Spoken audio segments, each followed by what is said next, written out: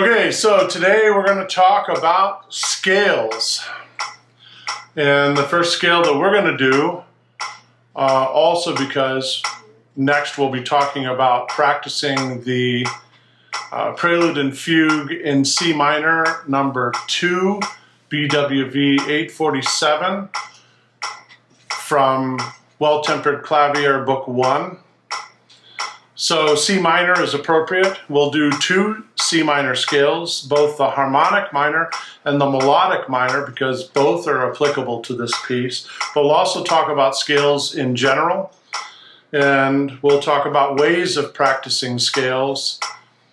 And you can hear that I have the metronome going. I have it set at 88. That's not a bad tempo to begin your scales.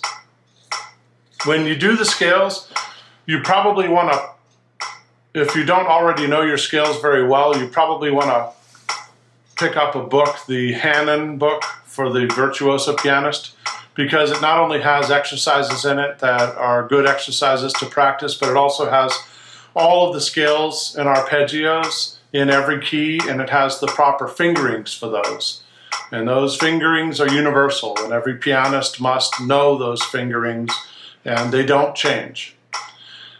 What's most important about the fingerings for most of the scales is, where does the 4th finger go?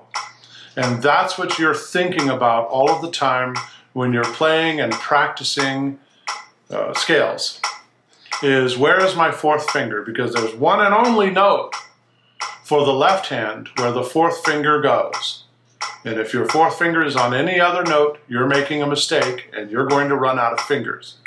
And that's also true if you're playing a piece that has a scale in it and you put your 4th finger on a note other than the note that the 4th finger goes on for that scale. You're going to run out of fingers and you're doing it wrong. So when you're practicing the scales, that's the most important thing to think about. Also in the right hand, the 4th finger has a note that it goes on, and it doesn't go ever on any other note. So that does make things a little bit easier. What is the note for that scale for the right hand for the 4th finger, and what is the note for that scale in the left hand for the 4th finger? So that's one thing that you have to understand. Another thing that you want to think about when you're playing scales is you want to play the scale louder as you go up and softer as you go down. When you're playing the metronome, you want to play the scales with the metronome so that you're not ahead of the metronome, you're not behind the metronome. You also want to think about playing with both hands identically together.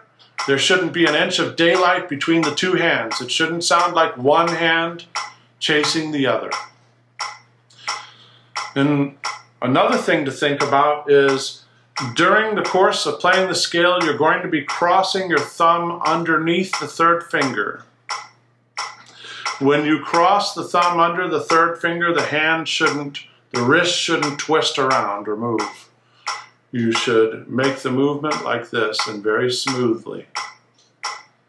And you should also be able to do it in such a way that you don't hear the thumb, being the heaviest finger on the hand, crash back down onto the keys. When someone hears you play the scale, they should have no idea where the thumb crossing is occurring. It should be just as smooth as any other key that you're playing. And that happens because you're not contorting the hand, you're not twisting the wrist, you're not using the wrist as you're playing the notes, you're using the fingers like we did with the dexterity exercises, and you're doing a smooth thumb crossing, and you're using the thumb smoothly like you would use the other fingers as you're playing it. You want the scales to sound like butter. You want the scales to melt in your mouth. So when you're playing the scales, you're not just playing scales to check them off the list. You're playing the scales because you want these scales to sound so good that if you were playing scales at a piano competition and your competition heard you, they would pack up their shit and go back home, because your scales sound like they melt in your mouth. let me level expectations. My scales do not sound like that. So my scales may have sounded like that 35 years ago. They do not sound like that today. So before I set expectations I cannot fulfill, that is my goal for you. Maybe it's my goal for myself, but it's not what you're going to hear today. But these are the things you're thinking about as you're working. That's the goals. These are the goals that you're working towards, right? And so you want to familiarize yourself with the landscape of the scales. You do want to watch your hands in this case, because you want to watch and see what your hand is doing as the thumb crossing is occurring.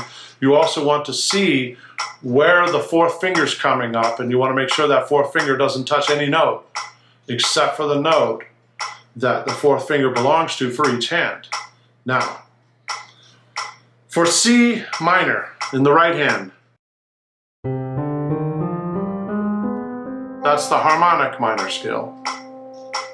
The fourth finger in the right hand goes on B natural and only B natural.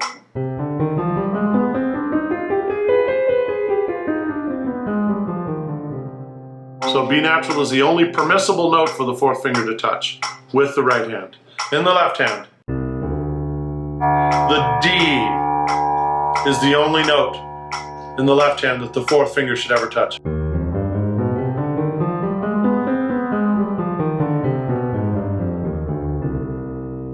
So that's what you're thinking about. D in the left hand and B in the right hand.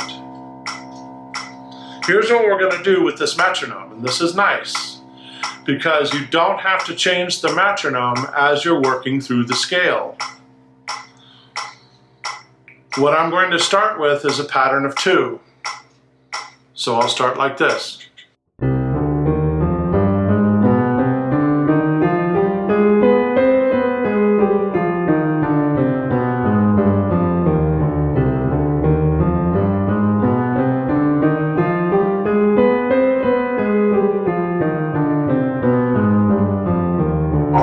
Emphasizing the beats so you can see where the metronome goes in that context, but you really don't want to work the scales that way. You want to work them so that you're increasing in volume as you go up, not terribly dramatically, right, but in a musical way, because you want to accustom your hands to unconsciously increasing in volume anytime you're rising up the scale.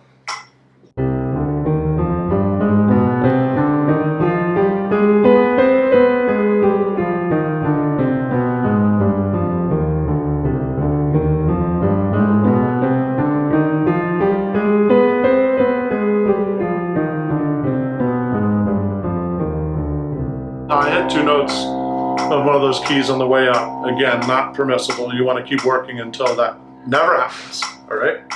But that's what you want to do. So that's the rhythms of 2. Now what I'm going to do is I'm going to work in rhythms of 2, then rhythms of 3, then rhythms of 4, and then here's the tricky part, rhythms of 5.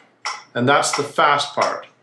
The other thing that I'm going to do is I'm going to build a pyramid of repetitions.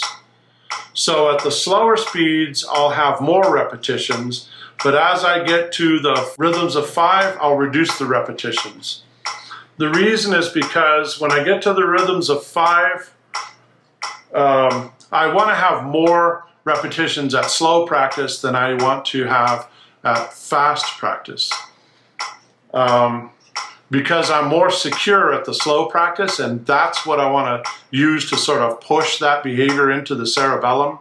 For the fast practice, I want to familiarize myself with the fast practice, but because it's going to be a little bit looser and there are going to be some things in there that I really don't want to program into my brain, some behaviors I might not even be aware of, that's not what I'm trying to program into my brain, so I'll have fewer repetitions there so that I don't end up ruining the work that I've done at the slower practice, all right? But watch how I do it. So I like to use the number 5. It's arbitrary. You can do it ever how you want. The reason I use that is because if you use something like 6 or 8, a lot of people use 8 repetitions, it takes too long. And I think you don't need 8 repetitions. in order to get the job done. 4 might not be enough for the slow practice. 5 seems to me to be just right. So I'll do 5 repetitions at the rhythms of 2, the rhythms of 3, and even the rhythms of 4. I might change this based on how secure I feel in the scale. In other words, if I play the 4 repetitions and it feels just secure, like I could do it all day long at this tempo, then maybe 4 repetitions is enough. And then maybe when I get to 5, if not only does it feel fine, but I feel like if I do any more repetitions, I'm really just gonna ruin everything, then maybe I'll do 3 repetitions. So you can sort of adjust it as you go based on how you feel. If you feel like you need more work, like you do something like I just did on that scale where I hit 2 notes instead of 1, maybe I need to add a repetition and keep working on it, keep going over it until I'm very secure in what I'm doing. If it gets to the point where it just takes 2 or 3 repetitions to get 1 perfect round out of it, maybe I need to knock the metronome back until that doesn't happen. You have to kind of think about what you're doing. All right, so I'm at 88 on the metronome, and I'm doing rhythms of 2, then I'm going to go to 3, 4, and 5. I'm going to build a pyramid of repetitions, so here we go. I've got 4th finger on D in the left hand, 4th finger on B in the right hand. I'm getting louder as I go up, softer as I go down. I'm using the fingers, not the wrists. I'm trying to use as little motion as possible. I'm trying to sort of march the fingers. This is sort of a French technique. I'm marching and sort of triggering the fingers. And I'm doing this in kind of an exaggerated way. So I'm kind of doing this in an exaggerated way. And what that does is it kind of prepares you for the faster tempo.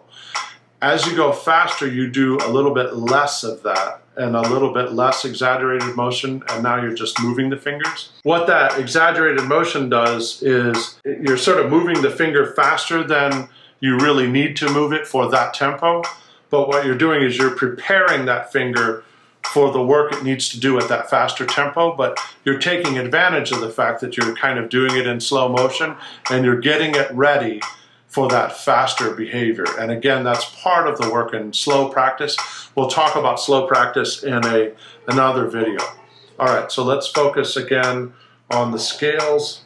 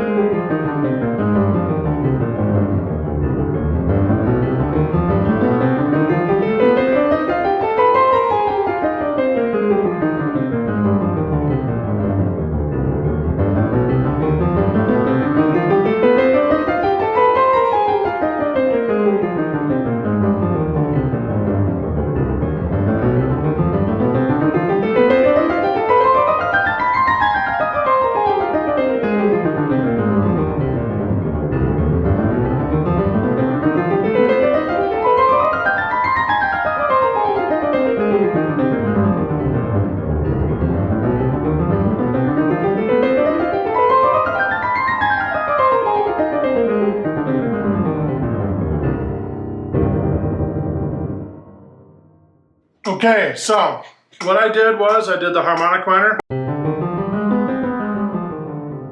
and then I transitioned to the melodic minor. Notice that the melodic minor has different notes going up, raised notes, lowered notes going down. And Bach uses that a lot, and in particular in this piece, Bach uses that a lot. So also noticed how I used 5 repetitions for the... I used 5 repetitions of that, then I used a 2-octave span.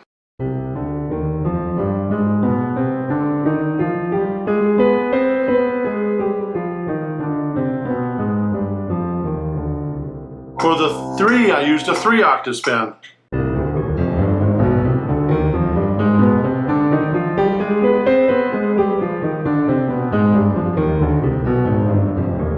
For 4, I used a 4-octave span.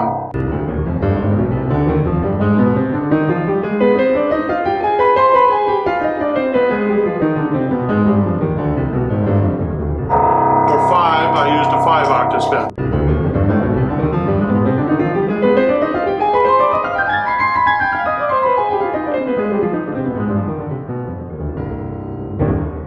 Of course, we can look at other scales. Arpeggios are similar.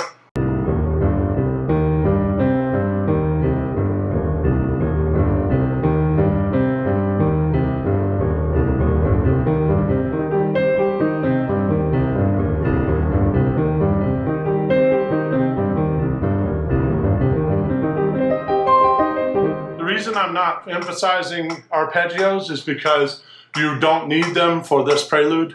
They're not featured here. So if you are not extremely familiar with scales and arpeggios, you need to learn them. You need to learn them like the back of your hand. You need to know the landscape. Your fingers need to know the landscape. You need to know where the 4th finger goes. There are some unusual fingerings and some unusual patterns, such as C minor, C sharp minor. So you need to learn all of those things. Once you've learned them, it isn't necessary to do scales and arpeggios, in my humble opinion, all of the time. I'm doing them because, first of all, I'm kind of getting back into the piano, so it's probably a good idea for me to learn them. My subconscious doesn't remember where the 4th finger goes, and I have to remind it. But the other thing is that if you are an intermediate pianist and you're very familiar with the scales and arpeggios and you're good at them, then you can make an exercise out of your program. So as an example, if you're playing the Sonata number 1 from the Beethoven Sonata and you've got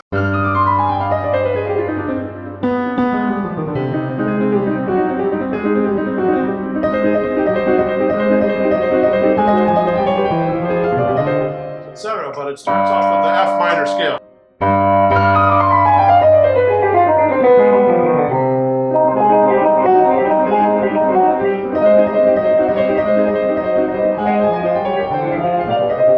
You can make an exercise out of your program, right? And then, you know, there are scales in the stuff that you're playing. And so, yes, you can, you know, sit here and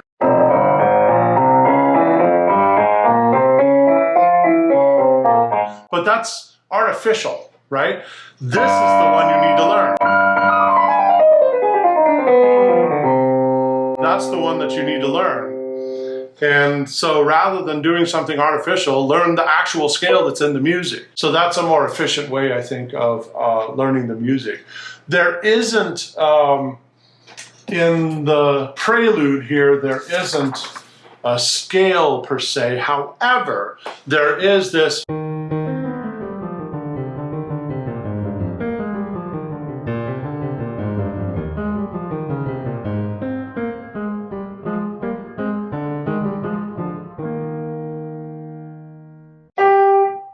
and then, of course, there's the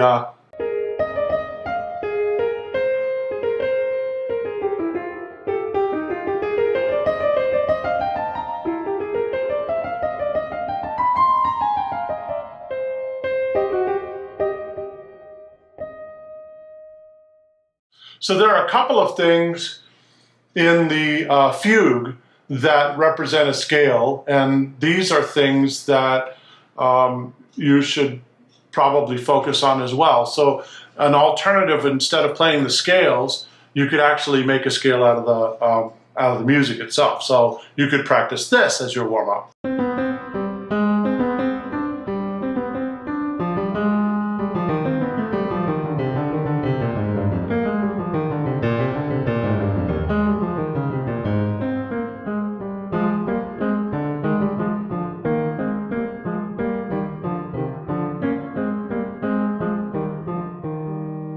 So that would be one that you could do. And again, for the left hand, you could do the...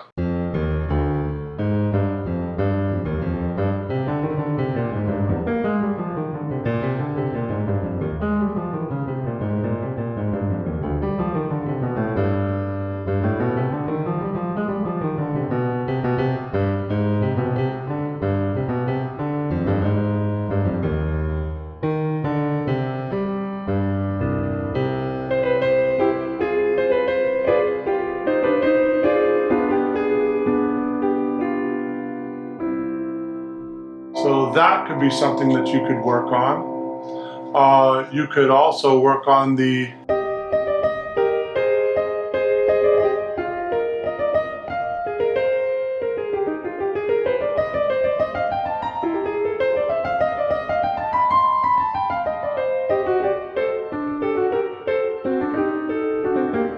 So you could work on those elements of the scale that are in the fugue. So those are things that you could do. Other things you could do for a warm-up.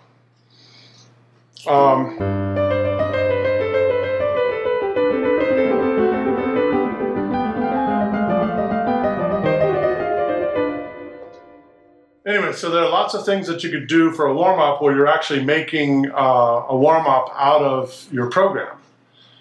So those are some things that you could do in lieu of scales. So these are just some options for you. So that's the C minor scale, both harmonic and melodic, and that is a way of practicing that scale. Hope you enjoyed the video. Remember to like and subscribe, and happy practicing. Have a good practice. All right.